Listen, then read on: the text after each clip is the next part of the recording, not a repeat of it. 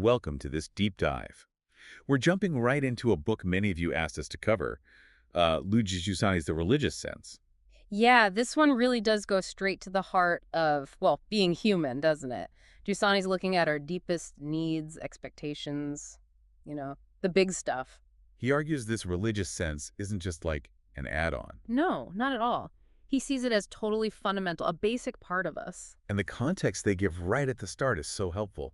Archbishop Pierre's foreword basically says, hey, don't just read this one book. Right. It's the beginning of something, like a formation process. The journey, aiming towards an encounter with the risen Christ.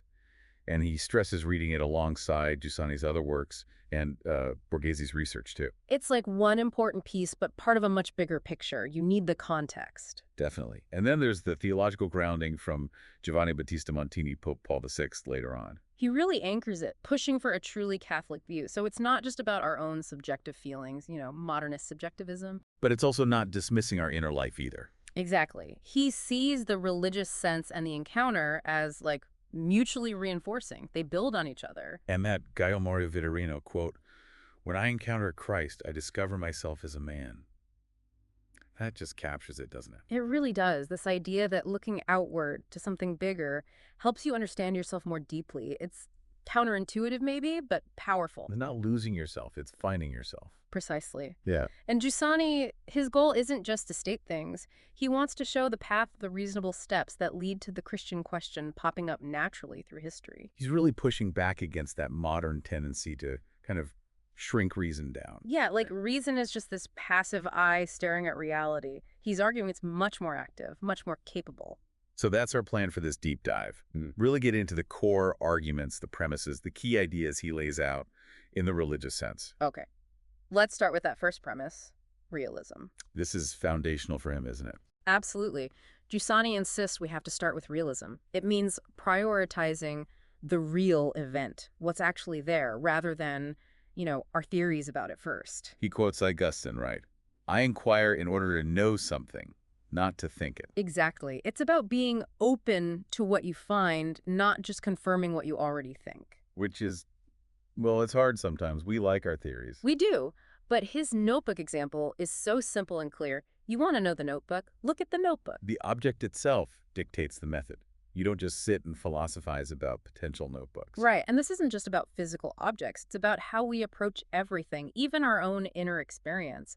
We often filter things instead of just looking. So applying this to the religious experience. He says it's a human phenomenon. So the starting point has to be existential inquiry, looking honestly at yourself, at your own experience. Before you run off to read what philosophers say or what polls show. Right.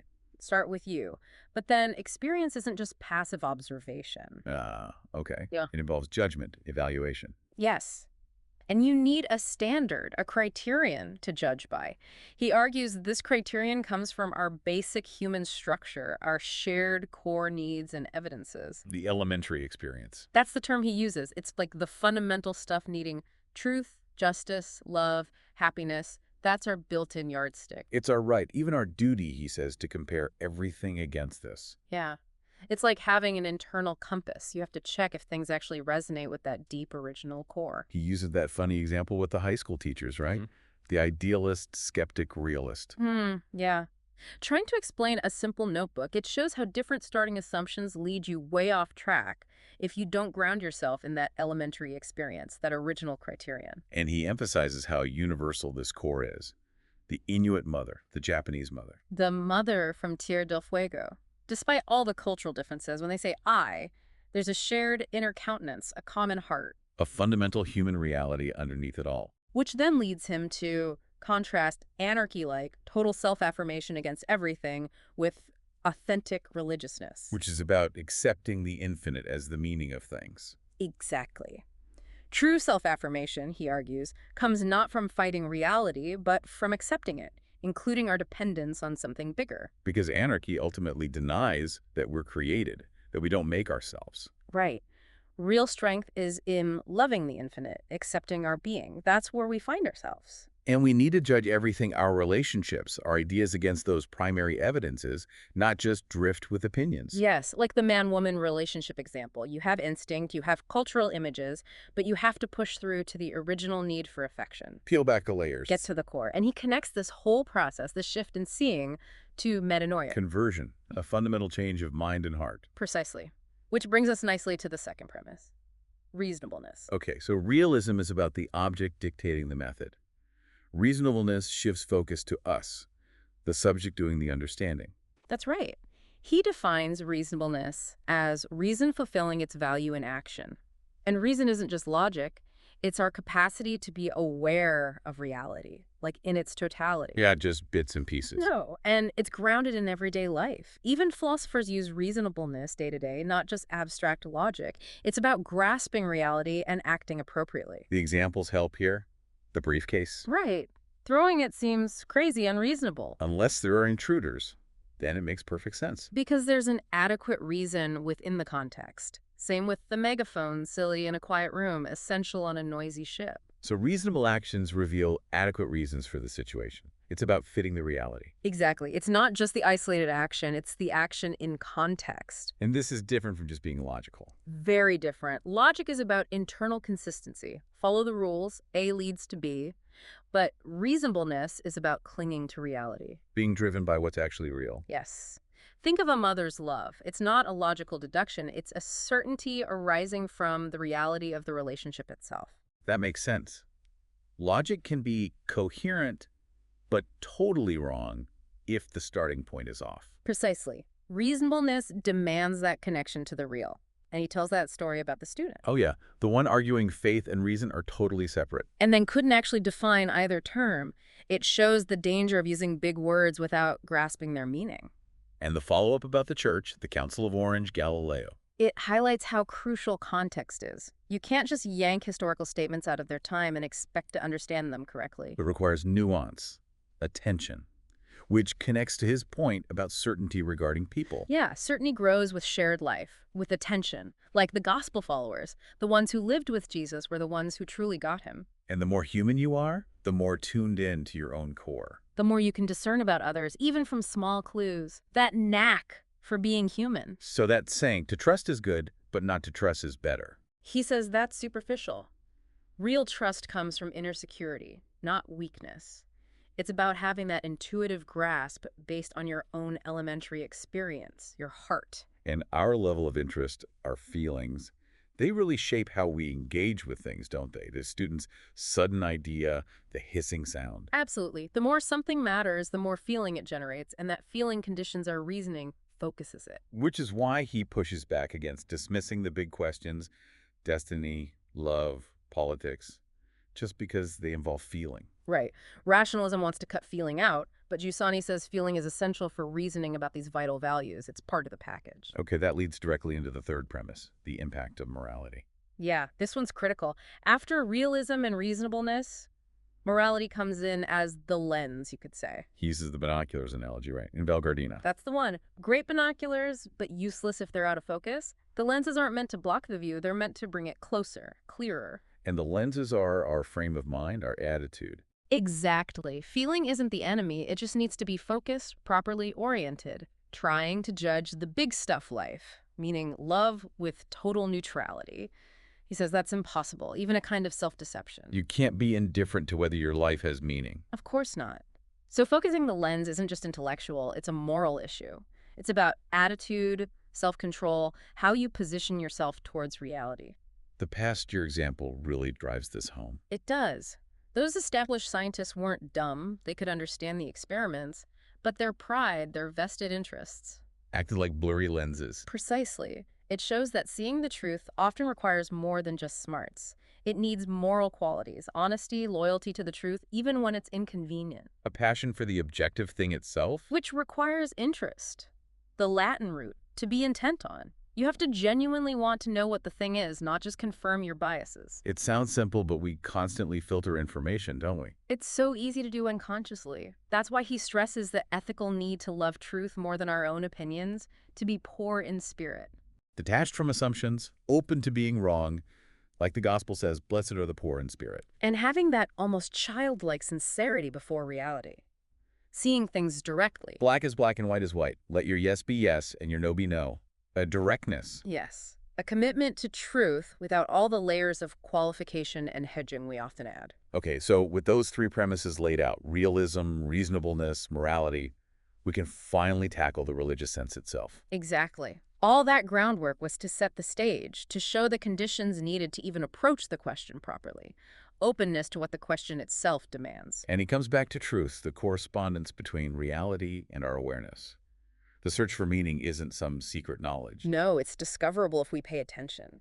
Consistent, sincere attention is the key. And the starting point for understanding experience is ourselves. Ourselves, yes, but not navel-gazing, not abstract self-images. It's the I in action, observing ourselves doing life.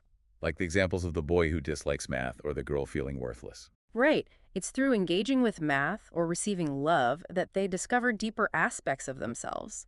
Our personality emerges in action. Which is why things like unemployment can be so devastating. They remove that arena for action and self-discovery. Absolutely. And finding life's meaning isn't a part-time job. It demands serious, wholehearted involvement in everything. Love, work, study, politics. The whole deal. Not just dipping a toe in. And he stresses two crucial things here: tradition and the present. Tradition gets a bad rap sometimes. It does, but he sees it as essential, part of our makeup. And the present isn't just a fleeting moment, it's packed with everything that came before. Aquinas's anima est quodammodo omnia. One spirit is in a certain way all things. Hmm. A connection across time. A deep interconnectedness. The more human we are, the more we live in the present, carrying the past within us. And within this I, he sees a double reality. The measurable material stuff. And the immeasurable non-material stuff. Ideas, judgments, decisions. Like goodness, or knowing this is paper, or deciding I care about this person. Things you can't just reduce to brain chemistry without losing something essential.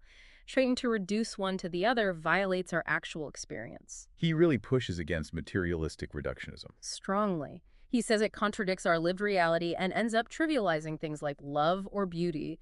It assumes what appears later must come only from what was there earlier, materially. But that ignores our immediate experience in the present, where both factors, material and non-material, are right there together. Exactly. We grasp our whole being in the now, where both irreducible factors show up. And from this complex nature comes structural disproportion. Yes, that innate restlessness, that deep down sense that we're made for more than what we currently have or experience, a longing for a total answer. He connects it to sadness. Sees sadness not just as an emotion, but as revealing that gap, that potential difference between our ultimate destination and where we are now, referencing Dostoevsky, Leopardi. And hiding from this gap leads to despair, not happiness. Right. And that dialogue from James Baldwin's play is so powerful. Booze from Mr. Charlie. It ain't up to you.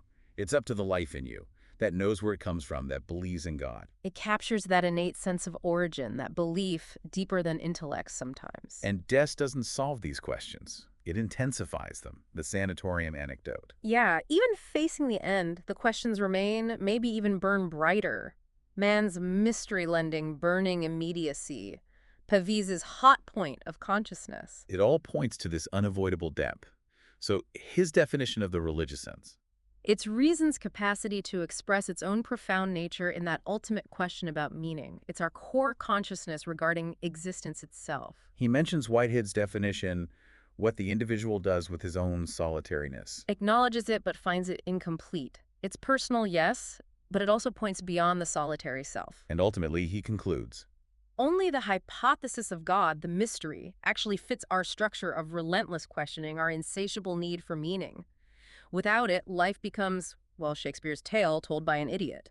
Even the act of questioning implies an ultimate.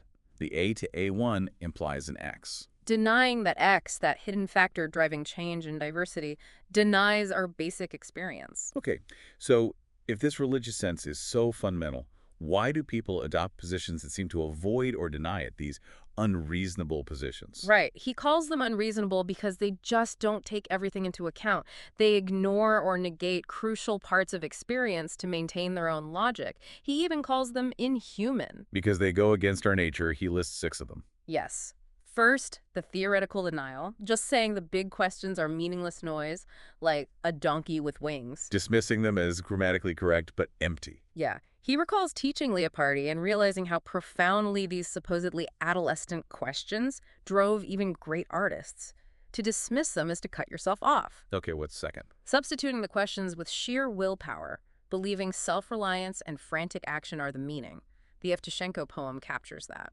Just keep pushing, make your own meaning, don't ask why. Pretty much. Third is utopianism, projecting a perfect future society as the answer, which makes you forget the immediate personal questions we all have now. He mentions Russell's critique, The Tempest. Right, focusing on a distant ideal lets you ignore the present reality of human longing. Exactly. Fourth is the social project finding meaning only in collective action, in the group, the state, often leads to losing the individual question altogether. Another Yevtushenko poem, The Crowded Trams. Submerging yourself in the collective, hoping it provides the answers. Fifth is practical denial, just living as if the questions don't matter. Distraction, busyness, chasing pleasure.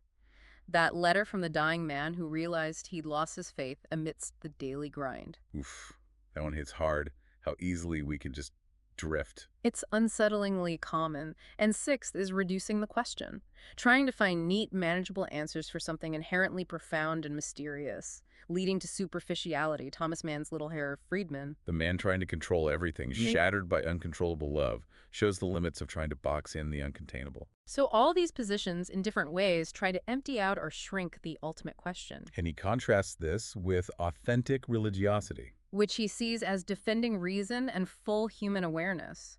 Rationalism, ironically, can destroy reason by denying these core parts of us. He brings in Adorno, the ambivalence of sadness, the need for salvation to emerge from the figures of appearance. Denying that longing is inhuman. Yes. And Montel's void behind the choice between creation by an other or just illusion. Giussani argues creation aligns better with experience, while Montel's no is tragic. And Reber's poem, Sandbags for the Eyes, Illustrates that denial of the you, the source, which leads to a cold, sterile life.